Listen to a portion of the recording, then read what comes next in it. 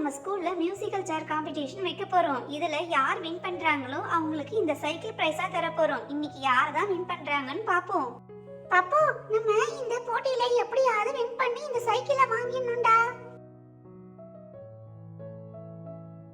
சுபு, இந்த சைக்கிளை பார்க்கும்போதே எனக்கு ஆசையா இருக்கு சுபு. எப்படியாவது நம்ம ரெண்டு பேர்ல யாராவது ஒருத்தவங்க வின் பண்ணிடணும். அதுக்கு நல்ல யோசனையா விளையாடணும், சரியா? சைக்கிள் பிரைஸா தர போறாங்களா? எப்படியாவது நம்ம வின் பண்ணணுமே. எப்படி வின் பண்றது? கடவுளே, நான் வின் பண்ணி அந்த சைக்கிளை பிரைஸா வாங்கணும் கடவுளே. பசங்களா, போட்டியை ஸ்டார்ட் பண்ணலாமா? நீங்க எல்லாரும் ரெடியா?